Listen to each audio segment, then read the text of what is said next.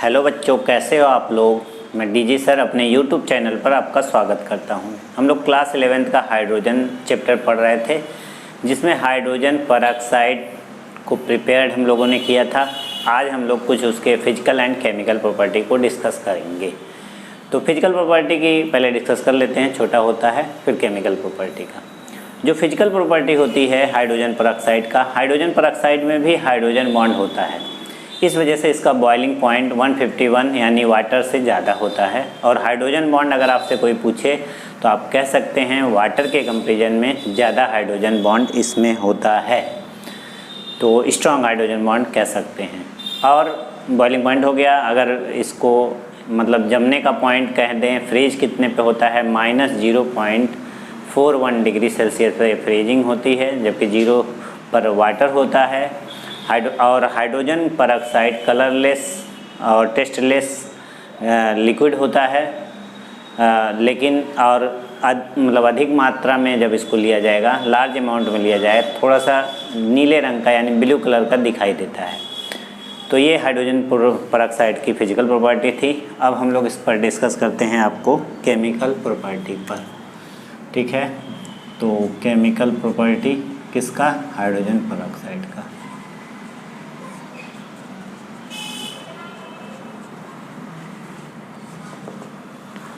तो देखिए, hydrogen peroxide की जब बात होगी तो जो ऑक्सीजन होता है, हाइड्रोजन परऑक्साइड का फार्मूला तो आप जानते हैं, H2O2 होता है। इसमें ऑक्सीजन का ऑक्सीडेशन स्टेट -1 होता है, जबकि ऑक्सीजन की ऑक्सीडेशन स्टेट -2 भी हो सकती है, +2 भी हो सकती है।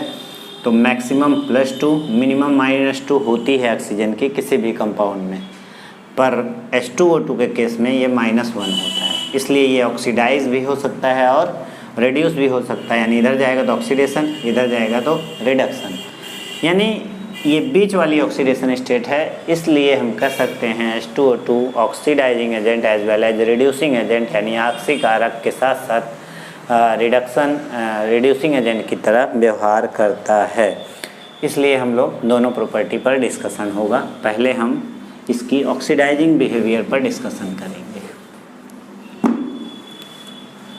तो पहला आपका हेडिंग हो गया ऑक्सीडाइजिंग प्रॉपर्टीज़। क्या हुआ, ऑक्सीडाइजिंग प्रॉपर्टी, मतलब ये ऑक्सीडाइजर की तरह जब बिहेव करता है तो कैसा बिहेव करता है, इस बात को हम लोग पढ़ने जा रहे हैं। तो जब भी ऑक्सीडाइजर की तरह बिहेव करेगा तो ये डिकम्पोज होगा H2O एंड नेसेंट ऑक्सीजन। यही नेसेंट ऑक्सीजन इसे क्या कर देता है, ऑक्सीडाइज करने का काम करता है। तो चलिए कुछ प्रॉपर्टी हम लोग, पहला है रिएक्शन विथ FeSO4 के साथ, FeSO4 के साथ एसिडिक मीडियम में रिएक्शन कराना है आपको। तो ये फेरस सल्फेट को किस में बदलता है, फेरिक सल्फेट में। किस में बदलता है, फेरिक सल्फेट में। मतलब अगर ये ऑक्सीडाइजिंग प्रॉपर्टी है इसकी और फेरस सल्फेट आपने लिया है तो उसको किस में बदल देगा, फेरिक सल्फेट में। यानी आप लीजिए, पहले तो सभी में ये रिएक्शन लिखिए, H2O2 gives out H2O and nascent oxygen.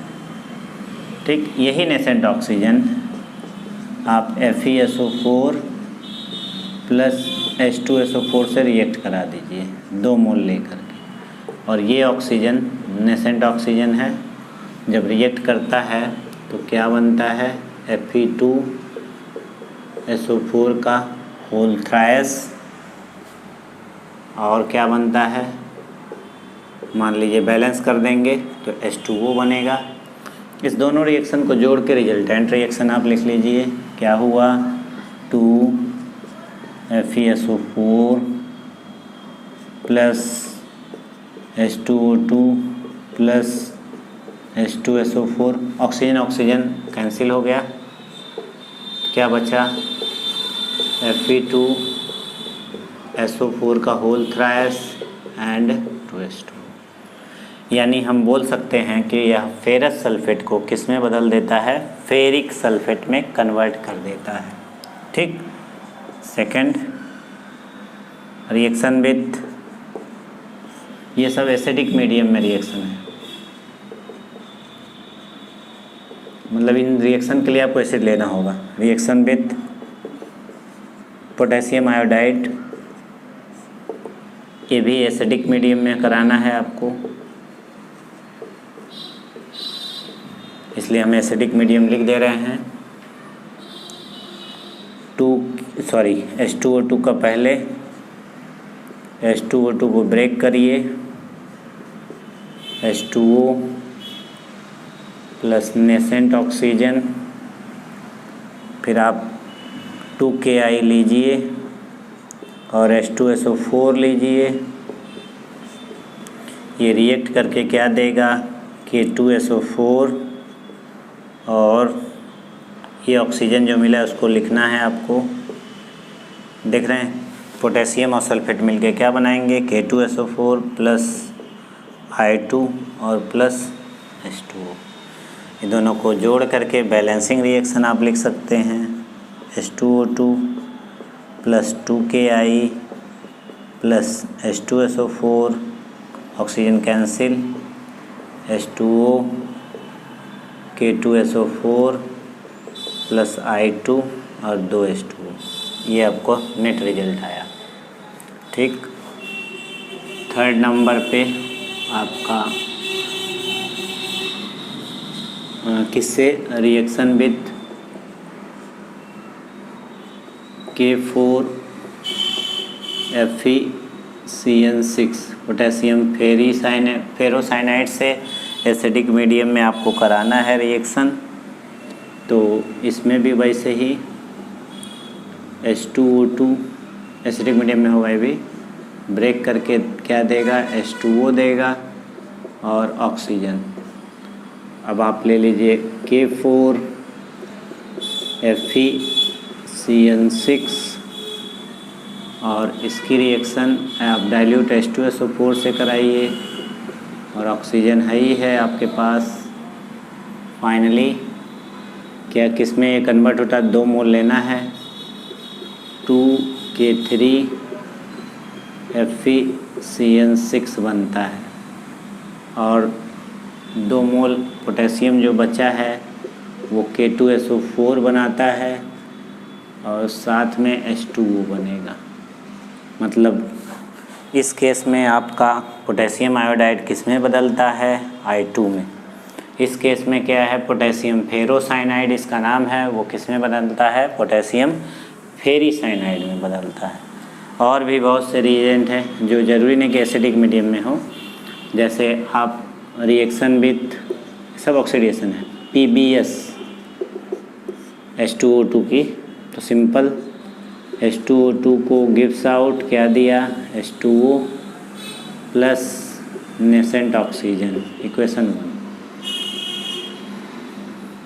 और PbS जब रिएक्ट करेगा नेसेंट ऑक्सीजन से तो ये बदलता है PbSO4 में, लेकिन इसके लिए हमें 4 ऑक्सीजन चाहिए, तो 4 ऑक्सीजन से यहाँ मल्टीपल भी होगा, तो आपको मिल गया 4 से 4 ऑक्सीजन कैंसिल, तो PbS और 4 H2O2 प्लस PbS तो आपने लिखा ही था, और ये 4 H2O एंड PbSO4।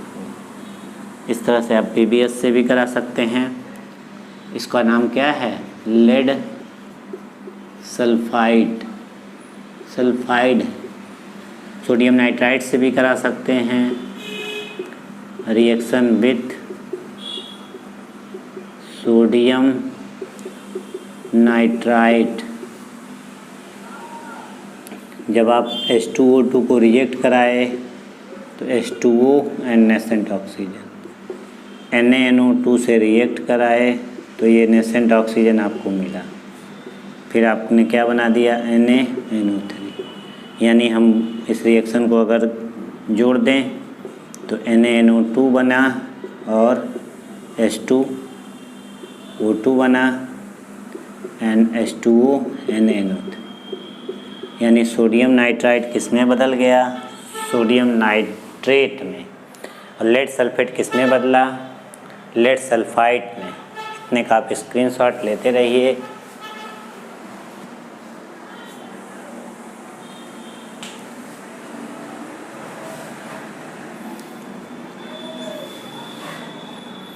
तो क्या इसके में हम लोगों ने समझा, फेरस सल्फेट जब किसी ऑक्सीडाइजिंग एजेंट जैसे कि H2O2 से रिएक्ट करता है तो फेरिक सल्फेट में, पोटेशियम आयोडाइड जब H2O2 से रिएक्ट करता है तो iodine potassium ferrocyanide potassium ferricyanide में बदलता है,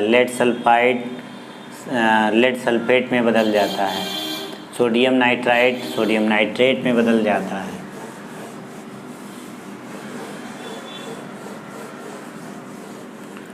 इसी प्रकार H2S से रिएक्शन है,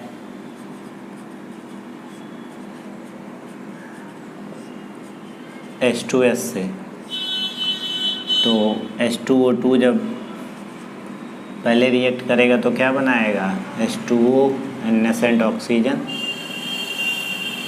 और फिर H2S से आपने रिएक्शन कराया तो ये नेसेंट ऑक्सीजन इसे मिला तो क्या बना, सल्फ़र एंड H2। ये सल्फ़र प्रेसिपिटेट होता है, कोलाइडल सल्फ़र इसको बोलते हैं हम लोग। Finally H2O2 plus H2S H2O plus sulphur, ठीक। सोडियम नाइट्राइट सोडियम नाइट्रेट में बदला, कोलाइडल सल्फेट, ठीक है। और भी कई है, जैसे आप sodium arsenide reaction with Na3AsO3, इसको क्या कहते हैं आप, सोडियम आर्सेनाइड। तो इसमें भी वही H2O2 H2O and nascent oxygen, एक ऑक्सीजन बचा है जो Na3AsO3 से नेसेंट ऑक्सीजन रिएक्ट करेगा तो क्या बनाएगा, Na3AsO4, बैलेंस करेंगे ऑक्सीजन कट जाएगा, Na3AsO3 plus H2O2 H2O Na3AsO4। ये सोडियम आर्सेनाइड किस में कन्वर्ट हो जाता है, सोडियम आर्सेनेट में, ठीक है। इस तरह से आपको ऑक्सीडाइजिंग प्रॉपर्टी मिली। अगर H2O2 का टेस्ट करना है तो आप टाइटेनियम सल्फेट ले सकते हैं। टेस्ट ऑफ H2O, अगर आपको ये भी oxidising property, test of H2O2 तो आप TiSO4 का whole twice plus H2O2 plus 2H2 लेके रिएक्शन करें तो ये बनता है पर टाइटेनिक एसिड H2TiSO4, ठीक है, H2TiSO4 प्लस 2H2SO4। इसको कहते हैं हम लोग पर टाइटेनिक एसिड। क्या कहते हैं इसको, पर टाइटेनिक एसिड। ये देखिए रंगहीन है, कलरलेस है, ये नारंगी पीला आपको मिलता है, जिससे हमें अगर H2O2 होगा, जैसे हमको ये पता करना है कि H2O2 है या नहीं, मतलब कोई भी कलरलेस लिक्विड H2O2 हो सकता है, नहीं भी हो सकता है, तो टाइटेनियम सल्फेट से रिएक्ट करा दीजिए वाटर के प्रेजेंस में। अगर ये नारंगी पीला दे दिया और प्रेसिपिटेट तो समझ जाइए कि H2O2 प्रेजेंट है। इतने का स्क्रीनशॉट आप लीजिए।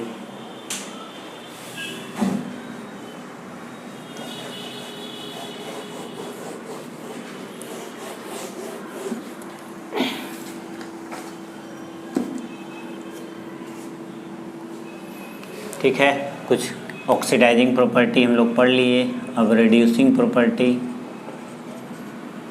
क्योंकि ये रिड्यूसिंग एजेंट की तरह भी बिहेव करता है।